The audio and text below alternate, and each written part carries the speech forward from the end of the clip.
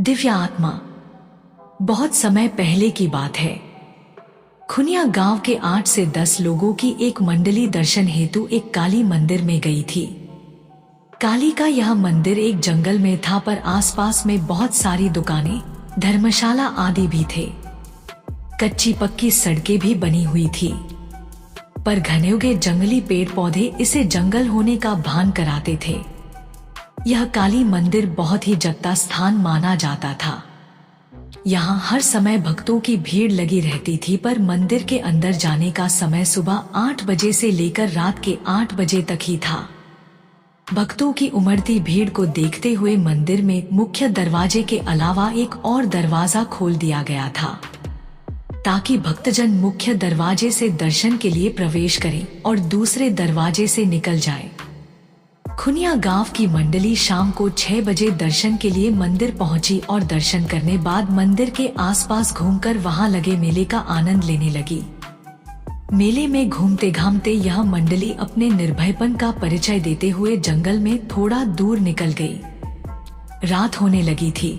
मंडली का कोई व्यक्ति कहता कि अब वापस चलते हैं, कल दिन में घूम लेंगे, पर कोई कहता डर रहे हो क्या, इतने लोग हैं, थोड़ा और अंदर चलते हैं, फिर वापस आ जाएंगे।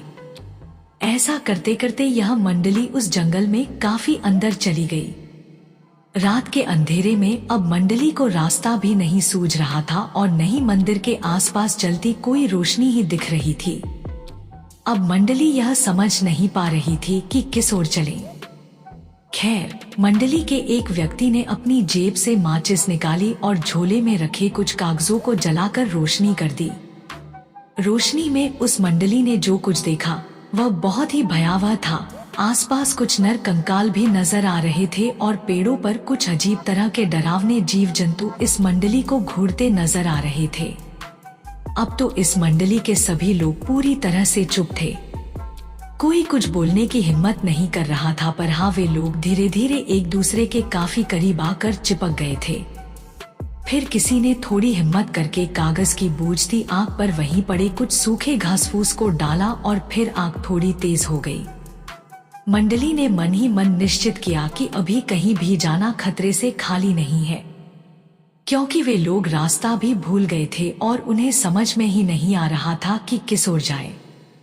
अस्तु उन लोगों ने फुसफुसाकर यह निर्णय लिया कि आज की रात कैसे भी करके यहीं गुजारेंगे और सुबह होते ही यहाँ से निकल जाएंगे। चूंकि ये लोग गांव से थे और इन लोगों का भूत प्रेतों से कई बार पाला पड़ा था, इसलिए थोड़े डरे हुए तो थे, पर इतना भी नहीं कि ये डरकर चिल्लाने लगे या भागना शुरू कर दें। इस मंडली ने हिम्मत दिखाई और धीरे धीरे करके आग को और तेज करने लगी, क्योंकि अब इस मंडली को लगने लगा था कि जरूर यहाँ कुछ बुरी आत्माएं हैं और वे इस मंडली को अपनी चपेट में लेना चाहती हैं। पर वहाँ की आबोहवा देखकर यह गवई मंडली पूरी तरह से डर गई थी और अंदर से पसीने पसीने भी हो गई थी, पर इस डर को चेहरे पर नहीं लाना चाहती थी, क्योंकि इनको पता था कि डरे तो मरे और डरे हुए लोगों पर यह बुरी आत्माएं और भी असर करती हैं। मंडली के कुछ लोग एक दूसरे का हाथ कसकर पकड़ लिए थे और पूरी तरह से सतर्क थे। कुछ लोगों ने हनुमान चालीसा आदि पढ़ना और हनुमान जी को गोहराना भी शुरू कर दिया था, तो कुछ लोग उस जंगल की काली माता की दुहाई दे रहे थे। अचानक एक भयानक आत्मा उनके सामने प्रकट हो गई और रौद्र रूप में अट्टहास करने लगी। उस समय का माहौल और भी भयानक हो गया। अब इस मंडली के पसीने चेहरे पर भी दिखने शुरू हो गए थे, चेहरे लाल होना शुरू हो गए थे और ये लोग और कसकर एक दूसरे के करीब आ गए थे। अभी वह रौद्र आत्मा अट्टहास करके पूरे वातावरण को और भी भयानक बनाए, तभी वहां कुछ और भयानक आत्माएं आ गईं। अब तो इस मंडली की सिट्टी पिट्टी गुम। अब इन लोगों को अपना काल अपने सामने दिख रहा था। अब वहां एक नहीं लगभग 5 से 6 आत्माएं आ गई थी और अपनी अजीब हरकतों से माहौल को पूरी तरह भयानक बनाकर रख दी थी। मंडली के एक व्यक्ति ने हिम्मत करके कहा कि अगर मरना ही है तो इनका सामना करके मरेंगे। जिसके पास भी चाकू आदि है निकाल लो, डंडे आदि उठा लो और इनका सामना करो। दरअसल उस समय लोग अपनी जेब में छोटा सा चाकू आदि भी रखते थे और कुछ लोग बराबर लाठी लिए रहते थे। इस मंडली के 2 लोगों के पास भी लाठी और 3 के पास चाकू थे। अब सब पूरी तरह से मुकाबला करने के लिए तैयार हो गए थे, पर शायद इन्हें लड़ने की नौबत नहीं आई। हुआ यूं कि जैसे ही एक भयानक आत्मा ने इन पर हमला किया, उसका सिर कटकर अलग गिर गया और वह बिना सिर के ही खूब तेज भागी तथा उसका सिर भी भाग निकला।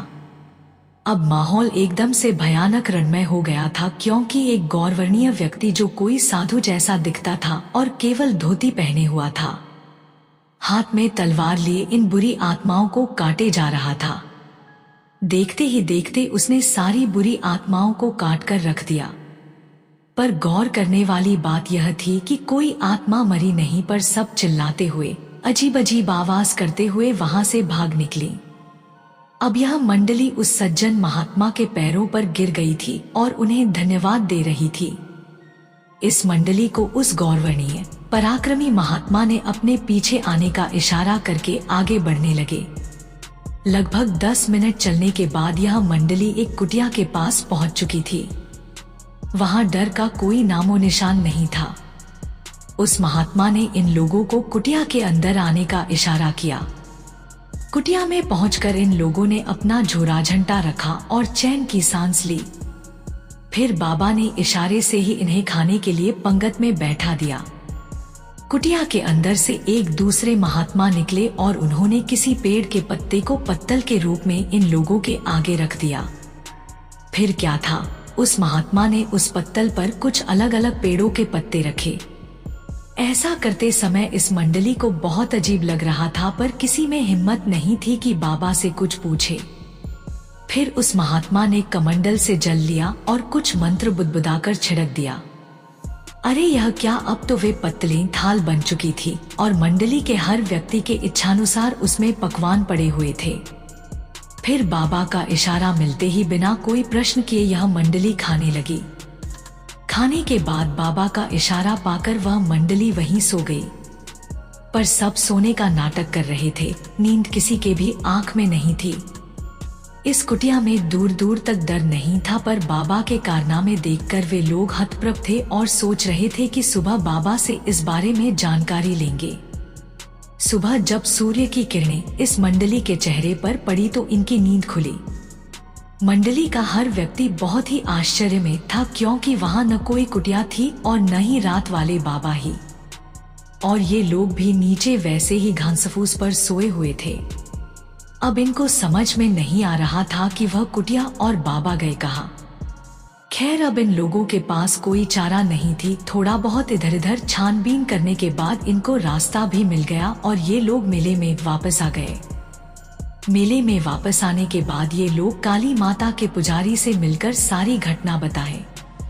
पुजारी बाबा ने एक लंबी सांस छोड़ते हुए कहा कि वह दिव्य आत्मा है जो इस जंगल में रहती है। वह केवल रात में ही, और वह भी भूले भटके लोगों को ही नजर आती है और उन्हें रात में आश्रय प्रदान करके फिर पता नहीं कहाँ गायब हो जाती है। उस पुजारी बाबा ने बताया कि ऐसी घटनाएं उन्हें काफी श्रद्धालु सुना चुके हैं। इतना ही नहीं, उन्होंने कई बार दिन के उजाले में 9 से 10 लोगों के साथ इस जंगल का कोना कोना छान मारा है, पर कभी भी न वे महात्मा मिले और न ही ऐसी कोई कुटिया ही दिखी। खैर, यह मंडली तो कुछ और ही करना चाहती थी। इस मंडली ने फिर हिम्मत करके रात को जंगल में निकल गई। मंडली चाहती थी कि उन्हें बुरी आत्माएं सताएं और बाबा फिर आकर उनकी रक्षा करें। इसी बहाने यह मंडली यह चाहती थी कि बाबा के दिखते ही उनके पैरों पर गिरकर कुछ रहस्यों के बारे में जानकारी ली जाएगी। बाबा से हाथ जोड़कर प्रार्थना किया जाएगा कि वे कुछ अनसुलझे प्रश्नों का उत्तर दें।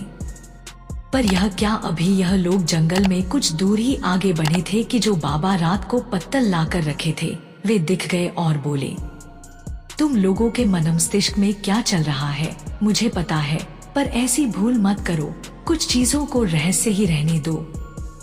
और सबसे अहम बात, हम और हमारे वे गुरुजी इस जंगल में इसी माता के दर्शन के लिए आए थे, पर रात को जंगल में कुछ डाकुओं ने हमारी हत्या कर दी थी। फिर हम कभी इस जंगल को छोड़कर नहीं गए और रात भर जागकर श्रद्धालुओं को डाकुओं और बुरी आत्माओं से बचाते रहते हैं। जय बाबा विश्वनाथ। जय मां Kali. Subscribe Bhairav facts channel.